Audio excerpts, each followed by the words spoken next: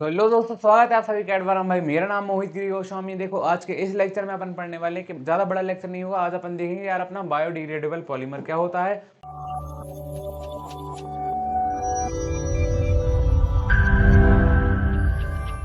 भैया इसको क्या करते हैं यार, आप लोग इग्नोर करके चले जाते हैं, तो इसको अपन क्या करना है, इग्नोर नहीं करना है। इस टॉपिक को एग्जाम में कभी कभार शॉर्ट नोट टाइप में इसका क्वेश्चन आ जाता है ना। आप सबसे पहले समझो कि यार बायोडिग्रेडेबल पॉलीमर होता क्या है। बायोडिग्रेडेबल है ना। अब बायो मतलब बायो से क्या समझते हो? बायो से मतलब हाँ मतलब नेचुरली है ना। नेचुरली डिग्रेडेबल मतलब हाँ डिकम्पोज हो जाए, कोई ऐसा पॉलीमर जो नेचुरली डिकम्पोज हो जाए। अब जैसे कि भैया अपनी पॉलीथीन है, वो अपना क्या है, बायोडिग्रेडेबल पॉलीमर नहीं है। क्यों नहीं है भाई? ताकि क्या है, जो अपने पॉलीथीन है ना यार, नेचुरली डिकम्पोज नहीं होती। इसको अपन कहीं मिट्टी में गड़ा के छोड़ देंगे ना यार, तो उसको सालों लग जाएंगे इसको टूटने में, डिकम्पोज होने में, है ना। तो ये मेरा क्या है, नेचुरली डिकम्पोजेबल पॉलीमर नहीं है। बट अपन देखें यार, पेपर पेपर क्या है, पॉलीमर पेपर क्या है यार। पेपर को मैं मिट्टी में गड़ा देता हूँ ना, तो कुछ समय बाद वो टूट फूट के हाँ डिकम्पोज हो जाता है, मिट्टी में मिल जाता है। बट प्लास्टिक नहीं मिलती है ना, तो वो मेरा क्या है, बायोडिग्रेडेबल पॉलीमर नहीं है ना। तो बायोडिग्रेडेबल पॉलीमर ऐसे पॉलीमर मेरे होते होंगे जो कि क्या है, नेचुरली डिकम्पोज हो जाते हैं, मतलब नेचर के साथ टाइम टू टाइम थोड़े समय बाद हाँ डिकम्पोज हो जाते हैं। ठीक है, तो उन्हीं को अब अपन थोड़ा देख लेते हैं ना। Biodegradable polymers are polymers that decomposes naturally, है ना, by microorganisms. Microorganism जैसे कि भाई मिट्टी में छोटे मोटे कीड़े मकोड़े ऐसे होते हैं ना, जो किसी भी चीज़ को अपने अंदर डिकम्पोज कर लेते हैं ना। तो बायोडिग्रेडेबल पॉलीमर ऐसे पॉलीमर होते हैं जो कैसे भैया, नेचुरली डिकम्पोज हो जाते हैं, मतलब हाँ नेचर कॉन्टेक्ट में आते रहते हैं, धीरे धीरे समय के साथ साथ डिकम्पोज हो जाते हैं बाय माइक्रो ऑर्गेनिज्म। मतलब हाँ, जो मिट्टी के अंदर कीड़े वगैरह, जरूर नहीं मिट्टी में, हाँ कुछ छोटे छोटे माइक्रो ऑर्गेनिज्म उनके ऊपर रिएक्ट करते रहते हैं, तो हाँ उसकी वजह से क्या होता है भाई, वो पॉलीमर डिकम्पोज हो जाते हैं ना into harmless substance like CO2 water and biomass. अब वो डिकम्पोज किस फॉर्म में हो रहे हैं भाई? अब देखो, डिकम्पोज इस फॉर्म में होते हैं कि यार, एक तो हाँ डिकम्पोज होने के बाद हार्मलेस नहीं रहते, और डिकम्पोज होने के बाद हो सकता है भैया CO2 बना लें, वाटर बना लें, या फिर बायोमास बना लें, है ना। तो मतलब ये क्या होता है भाई, डिकम्पोज होने के बाद भी हानिकारक नहीं रहते, है ना। अब contains hydrolysable linkage such as ester amide and ether bonds. अब इसमें क्या होता है, मतलब अब चलो ये तो अपन ने समझ लिया कि यार हाँ इस तरीके के अपने होते हैं क्या, बायोडिग्रेडेबल पॉलीमर। अब उन पॉलीमर के अंदर कैसे बॉन्ड होते हैं, ये हाइड्रोलाइजेबल बॉन्ड, मतलब इजीली टूट जाने वाले लिंकेज होते हैं ना। जैसे कि उनके अंदर क्या हो सकता है, ये एस्टर हो सकता है, अमाइड हो सकता है, या फिर ईथर बॉन्ड हो सकते हैं ना। अब इन चीज़ों को मैं समझाऊंगा भी, आपको बहुत डीप वाली केमिस्ट्री में ले जाना पड़ेगा, तो वो मैं नहीं चाहता हूँ। ठीक है, अब microorganism secrete enzymes that break these bonds. अब ये जो अपने देखो, जैसे मान लो मेरे मिट्टी के अंदर मैंने क्या पेपर गड़ा दिया, अब इस पेपर के ऊपर कौन रिएक्ट करेंगे भैया, माइक्रो ऑर्गेनिज्म। अब ये माइक्रो ऑर्गेनिज्म क्या करेंगे, कुछ इनके ऐसे ऊपर एंजाइम्स, मतलब हाँ माइक्रो ऑर्गेनिज्म मान लो मैं हूँ, तो मैं क्या करूँगा, पेपर के ऊपर कुछ ऐसे केमिकल छोड़ूंगा जिसकी वजह से पेपर क्या हो, वो डिकम्पोज होता रहेगा, है ना। अब माइक्रो ऑर्गेनिज्म सीक्रेट एंजाइम्स, तो हाँ उन केमिकल को मैंने क्या नाम दे दिया, एंजाइम्स, है ना, दैट ब्रेक दीज बॉन्ड्स। अब वो क्या करते हैं, जो एंजाइम आ रहे हैं वो इन बॉन्ड्स को ब्रेक कर देते हैं, एस्टर अमाइड या ईथर बॉन्ड वाले। अब मान लो कोई मेरा भैया, हाँ ये पॉलीमर है जिनके अंदर बहुत सारे बॉन्ड बने हुए हैं। अब ये भैया बॉन्ड समय के साथ साथ टूटते जाएंगे, तो मेरा क्या है, पॉलीमर भी धीरे धीरे टूटता जाएगा ना। Degradation occurs through biological and chemical processes. अभी जो मेरा डिग्रेडेशन हो रहा है उसमें क्या हो रहा है, बायोलॉजिकल प्रोसेस भी हो रही है। बायोलॉजिकल प्रोसेस कैसे, उसके ऊपर भैया मेरे क्या माइक्रो ऑर्गेनिज्म रिएक्ट कर रहे हैं, और रिएक्ट केमिकल प्रोसेस कैसे हो रही है, वो रिएक्ट तो कर रहे हैं, बट वो क्या कुछ एंजाइम छोड़ रहे हैं, और वो एंजाइम क्या कर रहे हैं, मेरे पॉलीमर के बॉन्ड को ब्रेक करते जा रहे हैं, है ना। ठीक है, अब final products are non toxic and eco friendly. अब जो मेरे फाइनल प्रोडक्ट बन रहे थे, जैसे कि CO2 वाटर और बायोमास, ये कैसे होते हैं, नॉन टॉक्सिक होते हैं, मतलब इनसे प्रदूषण या फिर नुकसान वगैरह नहीं पहुंचता, और इको फ्रेंडली होते हैं। ठीक है, अब rate of degradation depends on structure and environmental condition.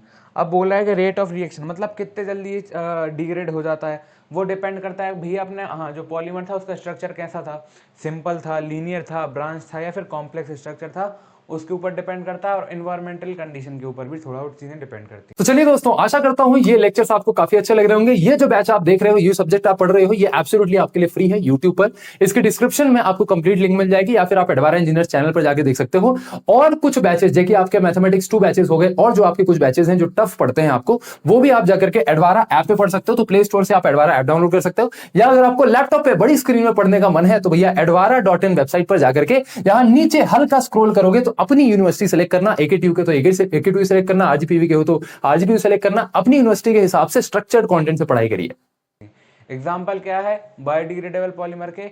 Poly beta hydroxy को बीटा, ये क्या है हाइड्रोक्सी, चलो PHBV है ना, इसको अपन याद कर लेंगे।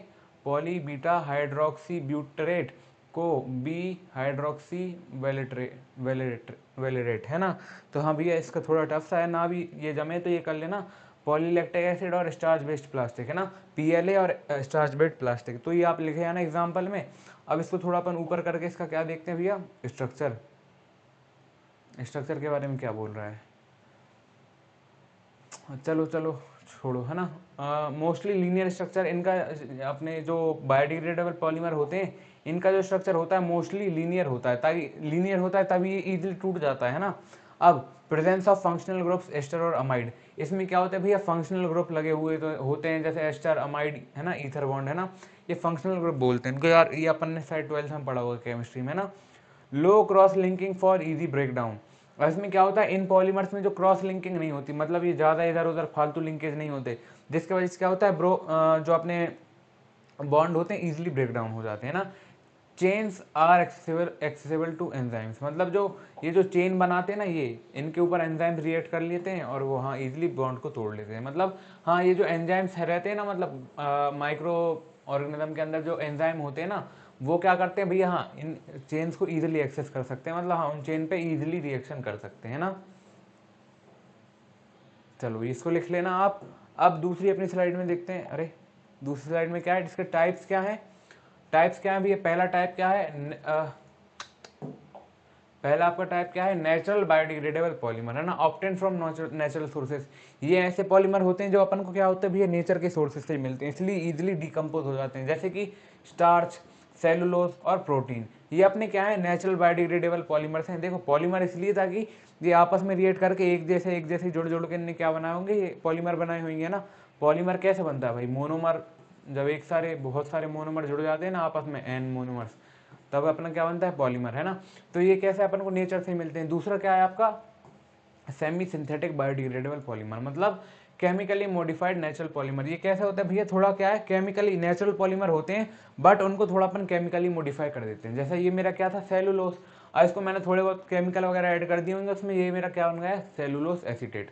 ये क्या है, ये है तो बायोडिग्रेडेबल पॉलीमर ही है ना। अब थर्ड टाइप क्या है आपका भैया, सिंथेटिक बायोडिग्रेडेबल पॉलीमर, मतलब आर्टिफिशियली प्रिपेयर्ड पॉलीमर। इनको क्या करते हैं भैया आर्टिफिशियली बनाया जाता है ना, मतलब हाँ इनको क्या होता है पूरी मैनमेड तरीके से बनाया जाता है, नेचर से इनमें कुछ नहीं मिलता। इनका एग्जांपल क्या होगा भैया, PLA और PHBV है ना। अब प्रॉपर्टीज ऑफ बायोडिग्रेडेबल पॉलीमर, इनकी प्रॉपर्टीज क्या है भैया, इको फ्रेंडली होते हैं और सस्टेनेबल होते हैं, मतलब हाँ नेचर के फ्रेंडली होते हैं और इनको अपन अच्छे तरीके से यूज़ कर सकते हैं, और जब अपना यूज़ खत्म भी हो जाए तो हाँ ये डिग्रेड भी हो जाते हैं ना। अब बायोडिग्रेडेबल इनटू हार्मलेस प्रोडक्ट, अब ये जो बायोडिग्रेड होने के बाद देखो कोई भी चीज़ जब खत्म होती है ना, उसको कुछ एक बाय प्रोडक्ट बचता है, मतलब आखिरी में जो प्रोडक्ट बचता है कुछ है ना। जैसे पेपर जला देता हूँ क्या बचती है, राख है ना। तो जब ये भैया पॉलीमर अपने डिग्रेड हो जाते हैं तो इनका जो बाय प्रोडक्ट बचता है वो नेचर फ्रेंडली होता है। जैसे कि क्या बन रहा था, CO2 बन रहा था, वाटर, तो उनसे भी कोई हार्म नहीं होता, हार्मलेस होते हैं ना। मॉडरेट मैकेनिकल स्ट्रेंथ, इनकी जो स्ट्रेंथ होती है, मतलब जो बॉन्डिंग होती है आपस में मैकेनिकल स्ट्रेंथ, वो भैया मॉडरेट होती है, मतलब ज़्यादा हाई नहीं होती, मतलब मीडियम जितनी होती है इजीली टूट जाती है ना। कंट्रोल्ड डिग्रेडेशन रेट, मतलब जो ऐसा नहीं होता है यार अपन ने पेपर उसके नीचे गड़ा दिया मिट्टी के नीचे तो अगले दिन ही डिकम्पोज हो जाएगा। एक कंट्रोल समय के साथ एक टाइम टू टाइम थोड़ी रिएक्शन चलती जाती है और एक समय के बाद चीज़ें डिग्रेड हो जाती है ना। रिड्यूस्ड इन्वायरमेंटल पॉल्यूशन, इससे क्या होता है भैया एनवायरमेंटल पॉल्यूशन भी कम होता है, चीज़ें एनवायरमेंट में डिग्रेड हो जाती हैं। अब जैसे प्लास्टिक है भाई, उससे क्या होता है एनवायरमेंटल पॉल्यूशन अपना बढ़ता है, इसलिए से नो टू प्लास्टिक। ठीक है भैया, कमेंट में लिखना क्या, से नो टू प्लास्टिक है ना। चलो ये टॉपिक भी अपन ने कवर कर लिया है, और कहीं कुछ डाउट हो तो आप वो भी मुझसे पूछ सकते हो ना भैया। और कमेंट में बताइए कैसे क्या चीज़ें लग रही हैं और क्या आपको चीज़ें इंप्रूव करने की दिक्कत है। मुझे कोई दिक्कत नहीं है, ठीक है। तो भाई उम्मीद है आपको आज का लेक्चर पसंद आया, उसके नोट्स अच्छे से बनाइए। Thank you so much for watching, bye.